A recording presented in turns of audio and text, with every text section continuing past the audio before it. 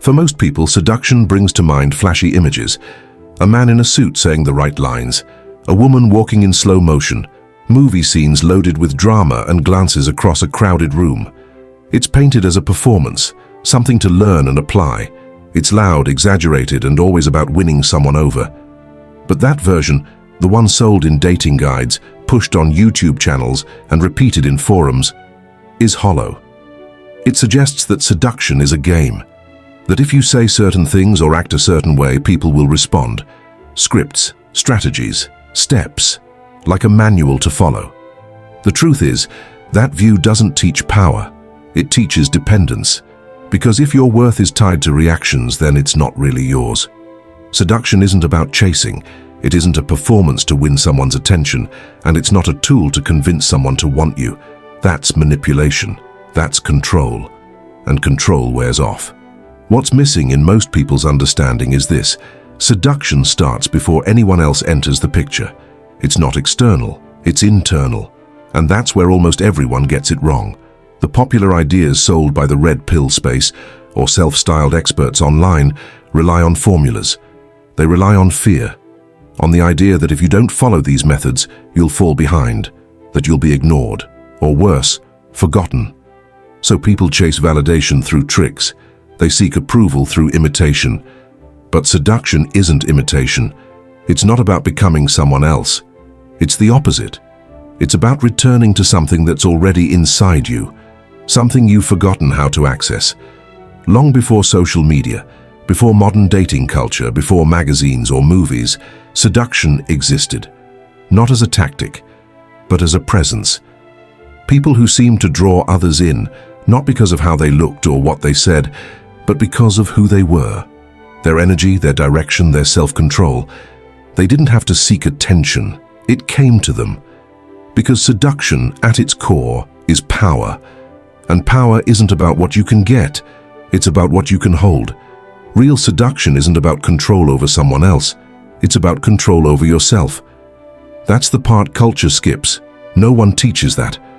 Because it's harder. It's not quick. It's not something you can fake. It's built over time, through discipline, self-respect, and presence. So what people call seduction today, that's just a surface-level imitation. A copy of a copy. The real thing isn't loud, it doesn't chase, and it definitely doesn't need permission. It simply is. Attraction feels automatic.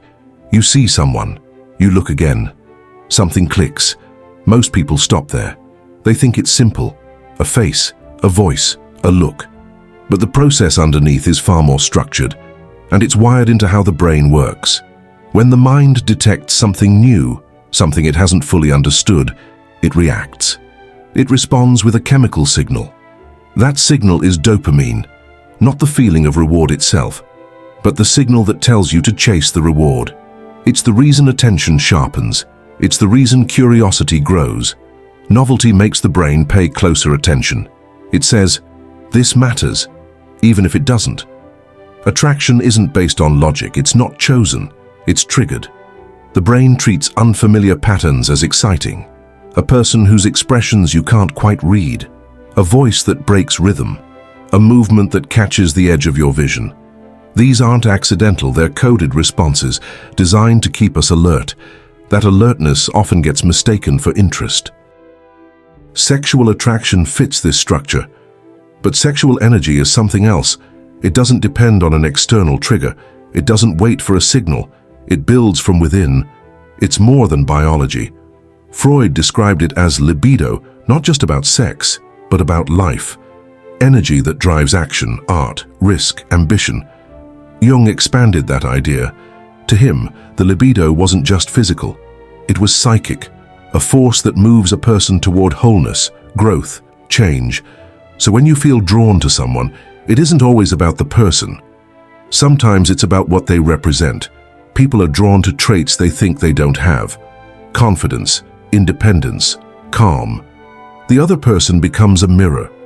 You see in them something that feels distant in yourself, and the attraction becomes a search for completion, not connection.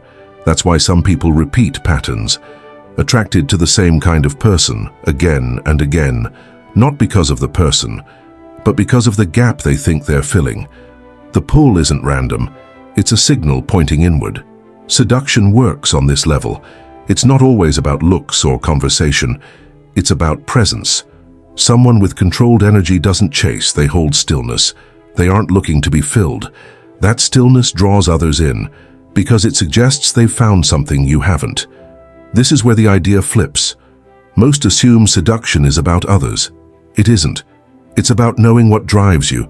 It's about understanding your patterns, why you're pulled in certain directions, what you're trying to fix by finding someone else.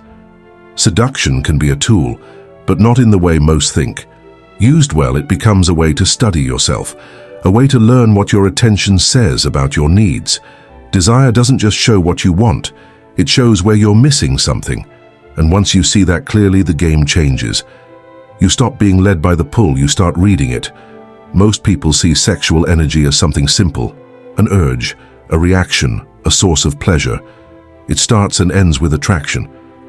But that's only one part of what it can be. The rest of it, what it could become, usually gets ignored. There's another way to see it, not as something to use, but as something to build with. That energy can be moved, redirected, turned into something else entirely. It can shape focus, drive ideas, strengthen discipline. It doesn't just want expression, it wants movement. And the direction you send it matters more than most people think. This idea isn't new. It shows up in older systems. In some Eastern traditions, like Tantra, the same energy linked to desire was treated as sacred, not because of the act itself, but because of the energy behind it. It was seen as powerful, not for what it could give in the moment, but for what it could create when controlled. You also see it in individuals throughout history. Nikola Tesla stayed away from physical relationships. He claimed it helped him think clearly. Leonardo da Vinci was known to turn away from indulgence, focusing that force on his work. Neither of them rejected sexuality. They just redirected its energy. They treated it like fuel, something that could be stored, focused, used for creation instead of release. That process has a name. It's called transmutation, turning desire into drive, not avoiding it, not denying it, but choosing where it goes. A person who understands this stops letting desire lead their actions. Instead, they use that charge as momentum, toward goals, toward building, toward mastering themselves. Most people feel the urge and look for somewhere to send it. They chase a person, a feeling, a fix. They lose attention. They burn through focus. And then they wonder why nothing's getting built. Because the energy went out. It didn't stay. It didn't grow. It left before it had a chance to form anything. If that energy is held, if it's kept instead of scattered, it starts to change what's possible. Thoughts become clearer, focus sharpens, actions get more deliberate. It's not a theory, it's just physics. Keep energy in one place and it builds. Spread it thin and it fades. The same force that pulls someone toward lust can push them toward excellence. It just depends on how they manage it. The key is understanding where the urge is coming from and what it's really asking for. Most of the time, it's not asking for release, it's asking for direction. And here's the part people miss. Every time you chase someone else with that energy, you give away a part of it. You lose some of the strength it could have given you. You trade long-term clarity for short-term stimulation. That trade adds up, day after day, year after year. But when that power is kept, when it's contained, owned, shaped, it becomes something more. It turns into presence, it feeds ambition. It gives you a base to stand on. That's when energy becomes influence. Not because you're trying to attract, but because you no longer need to. Most never learn this. They think control is suppression. It isn't, it's ownership.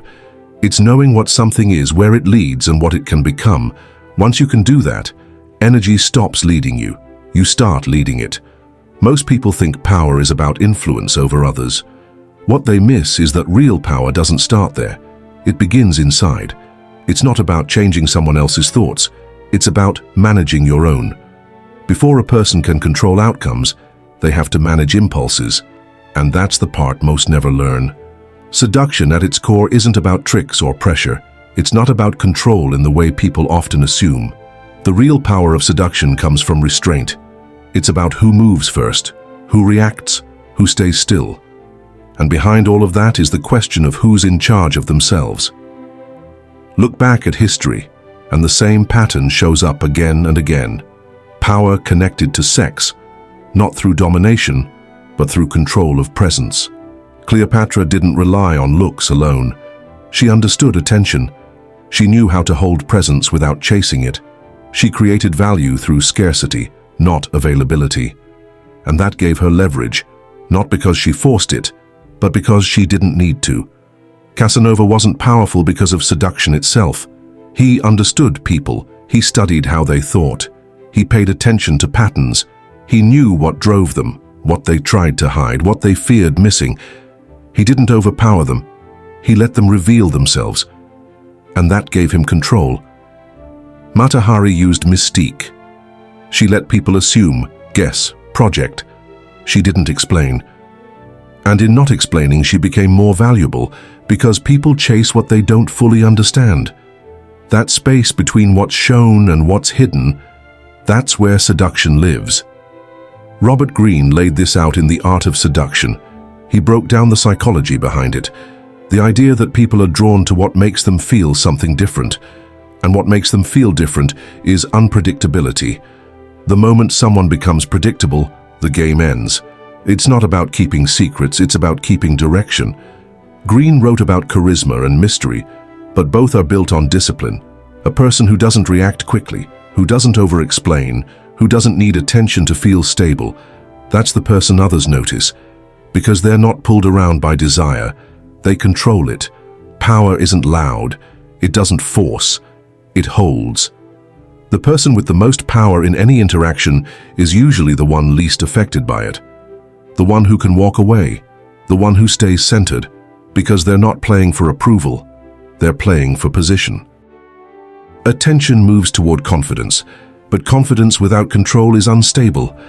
What people actually follow is steadiness, the calm at the center of noise, and that comes from mastering what pulls most people around, their wants, their fears, their distractions. When you look closer, seduction is less about pulling others in, and more about managing what you project. It's not about being everything to everyone. It's about choosing what to show, what to hold back, and what to focus on. The phrase, "power flows where attention goes," isn't just a quote. It's a map. Control where attention moves, and you shape what others notice. Control your own attention, and you shape what you become. Whoever manages desire, their own and others, shapes perception. And in the end, perception builds influence. Not because of pressure, but because of precision. Most people think they're being confident when they try to impress others. They're not. What they're doing is seeking approval. It looks similar on the surface. Charm, attraction, attention. But the reason behind it is different, and that reason makes all the difference. A lot of seduction today is used as a shortcut, a way to feel wanted, a quick fix for self-doubt. Instead of dealing with the source, people reach for reactions, compliments, messages, interest, anything that tells them they're enough. But that kind of validation has a cost, because the more you rely on it, the more you need it. And the moment it's not there, everything breaks. People end up stuck. They repeat the same cycle, get attention, feel seen, lose it, chase again.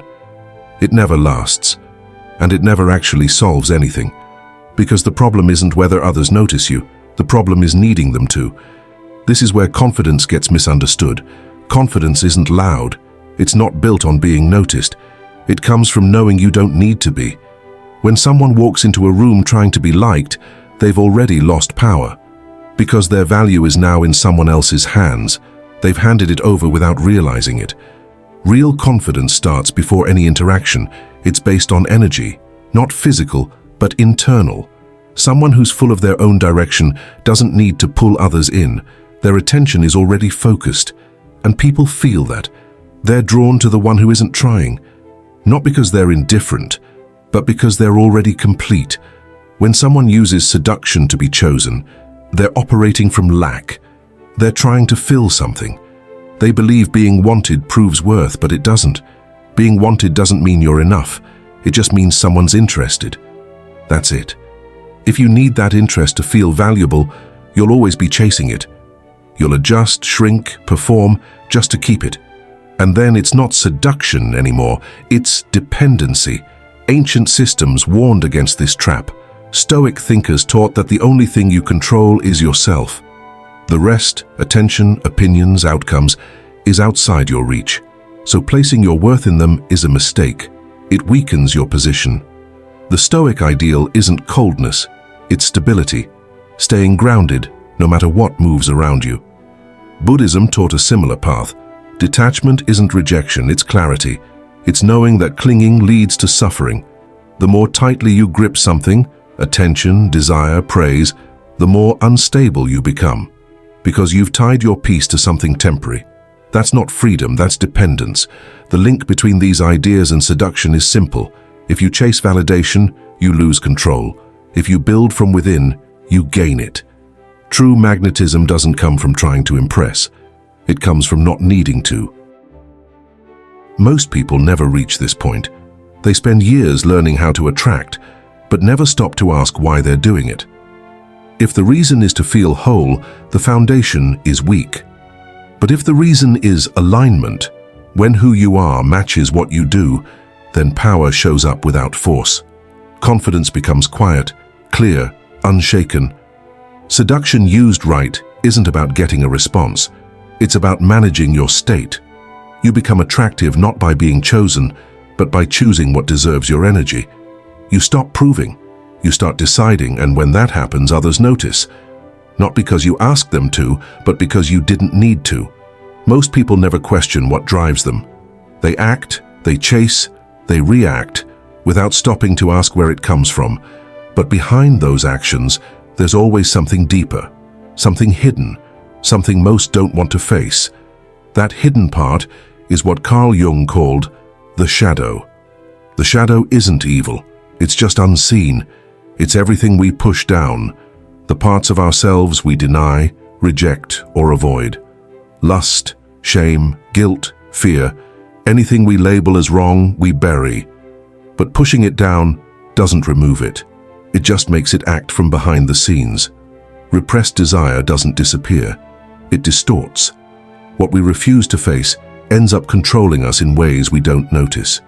The obsession with validation, the need to impress, the impulse to seduce, these often come from what we're trying to suppress.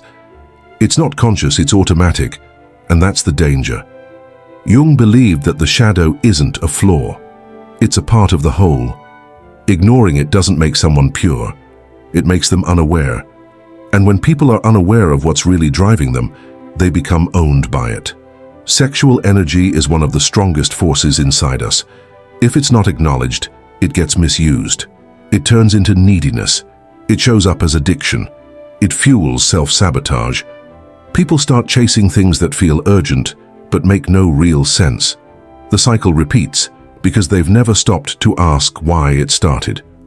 Most people think repression is strength, that self-control means avoidance, but avoidance is just fear in disguise.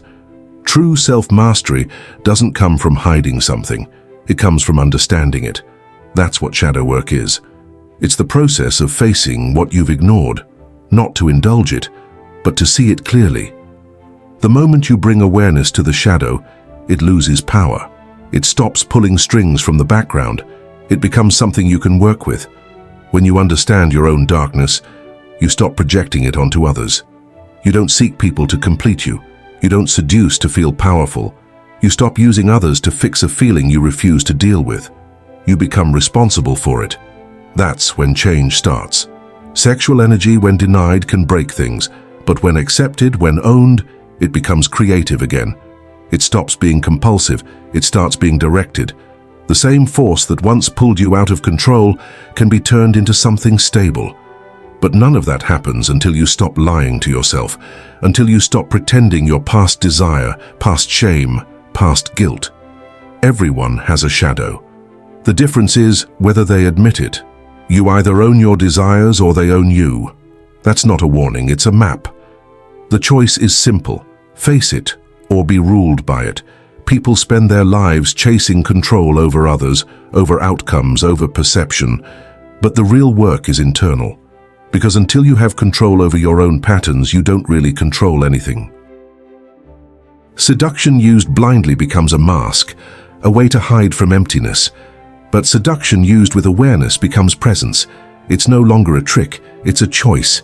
It's power, because it's no longer about getting, it's about owning, not owning people, but owning self. Some patterns repeat across time. They show up in different people, different places, but they follow the same structure. That's why archetypes matter. They're not just characters, they're frameworks. They help explain how people interact, especially when it comes to seduction. Robert Greene mapped out these patterns. He identified key roles that people play, often without realizing.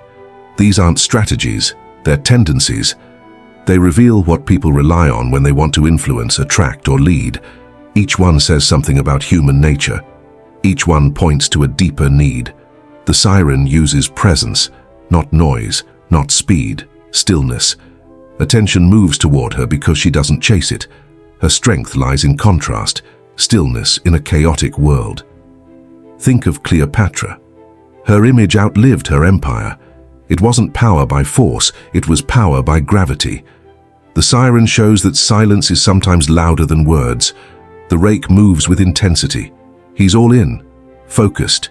His power comes from making someone feel like the center of the world. But this comes with risk, because obsession can collapse on itself. Lord Byron lived this way. So did Casanova. But the rake teaches that single-minded attention draws people in. And it also teaches what happens when that attention burns too fast. The charmer avoids direct pressure. Instead of pushing, he listens, he adapts. He finds the thread and follows it. Nelson Mandela used this with nations, not individuals. So did Fred Astaire on stage. The charmer's lesson is simple. Influence doesn't require force. It requires understanding. The coquette keeps distance, not out of coldness, but because space builds tension. Anticipation becomes the tool. The power isn't in what's given. It's in what's withheld. Marlene Dietrich did this. So did Greta Garbo. The coquette's edge is timing, knowing when to act and when to wait. The star draws attention by being different, not louder, just noticeable.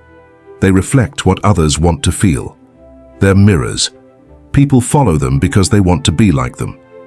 Marilyn Monroe did this without trying. So did David Bowie. The star's strength is identity.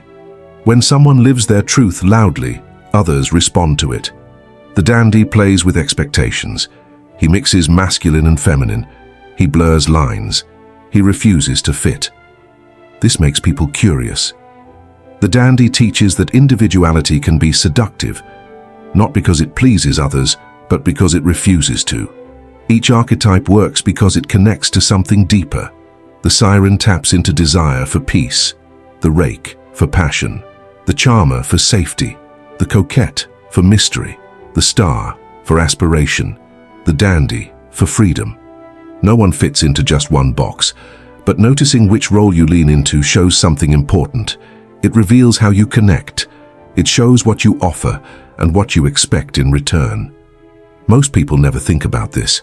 They just repeat the same style again and again, not knowing why it works or why it fails. Some use these patterns without control. They fall into roles. Others study them, use them deliberately, and grow from them. Because these aren't just tools for attraction, they're mirrors. They show what you value, what you hide, what you amplify.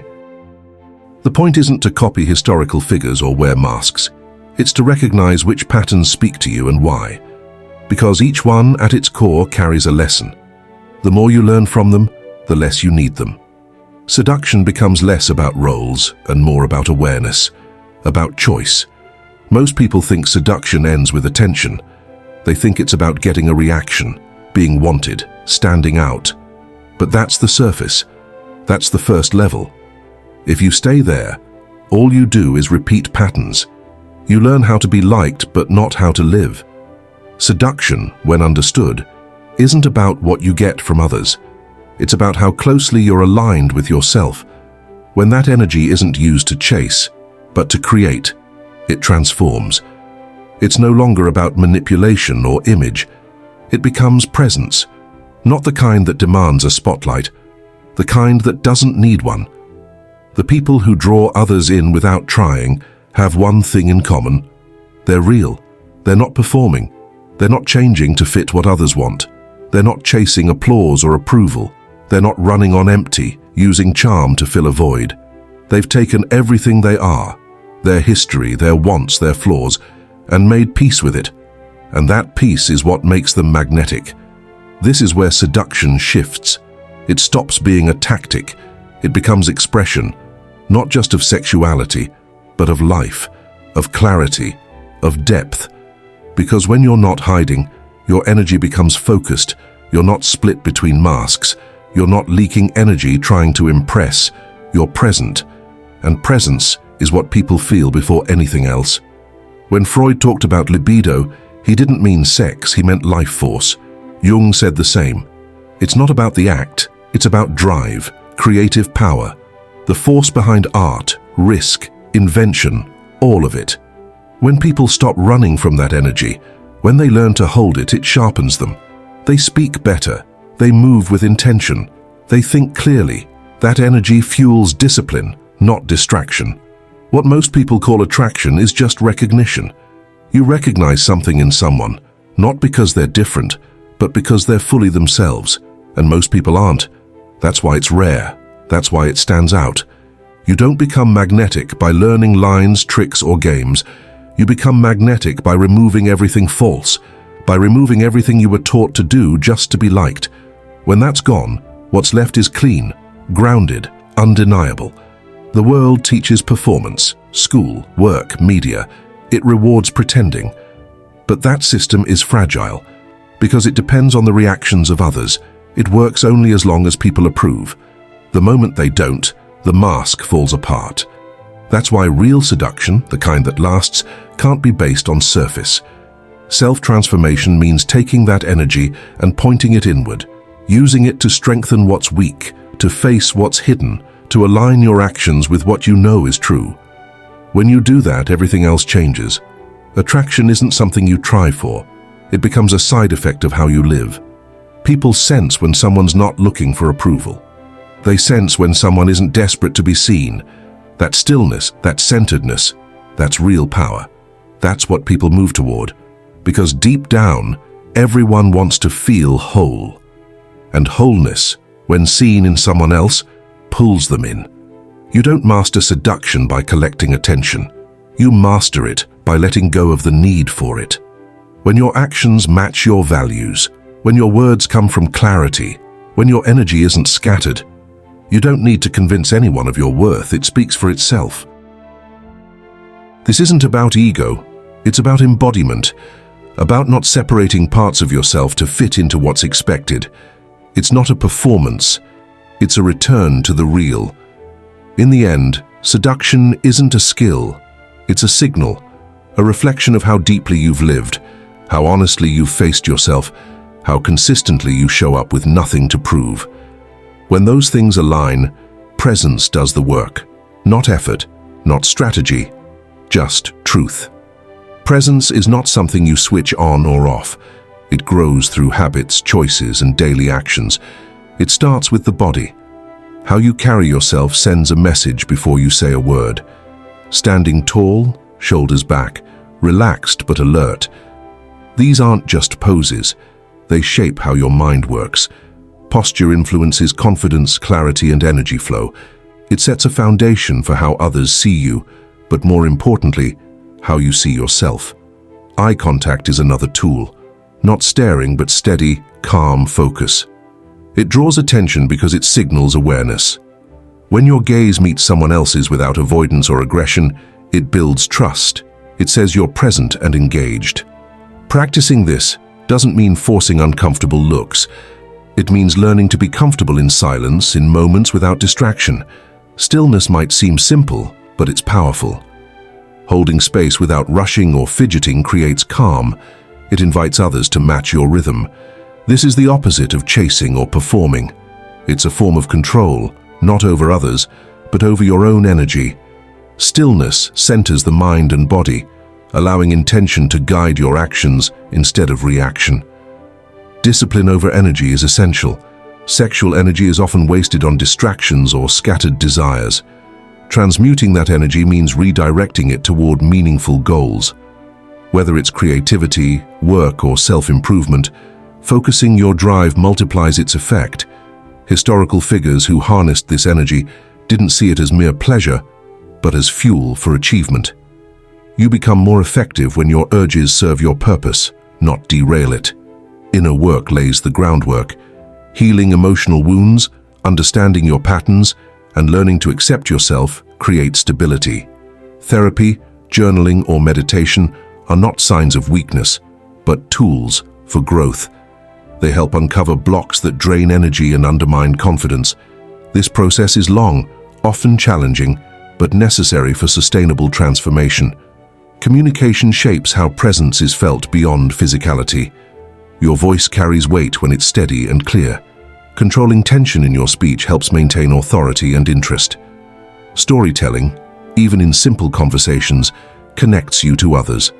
It provides context and depth, making your words more memorable.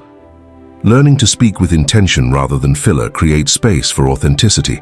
A critical shift is moving from seeking approval to self-acceptance. Many spend energy trying to be liked, adjusting their behavior to fit expectations. This chase leads to exhaustion and inconsistency. Instead, start liking yourself. That means valuing your truth, your limits, your strengths and flaws. When you're grounded in your own worth, you don't need constant external validation. That independence is magnetic. Presence is built daily, not overnight. It requires patience, honesty, and persistence. It's not about perfection or always feeling confident. It's about showing up fully even when uncertain. It's about owning your space, your voice, your energy. When you do this, seduction moves from performance to living, an expression of who you are at your core. Seduction isn't just about attraction or desire. It's a symbol for something deeper, a way we engage with life itself. It shows how we move through challenges, how we grow, how we claim power over our own path. It's not about taking from others or forcing them to respond. It's about filling yourself so completely that your presence naturally draws people in. When you are whole, when you are grounded, that energy spreads without effort.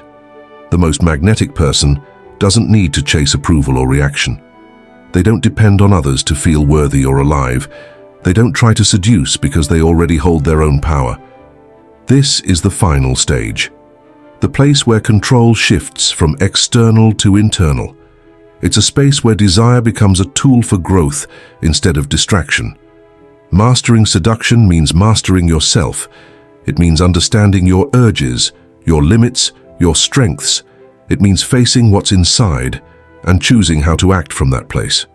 When you do that, your influence extends beyond words or actions. It becomes a force that others sense before anything is said. This is personal evolution, a journey from need to abundance, from chasing to being. It's a reminder that real power doesn't come from others' approval, but from your own mastery. And when you reach that point, the world responds. Not because you demand it, but because you embody something rare, authenticity and presence. That is the art of seduction, lived fully. We stop here for today. Thank you for listening to today's lecture. See you tomorrow. Don't forget to like, share, and subscribe to the channel for educational content. Thank you.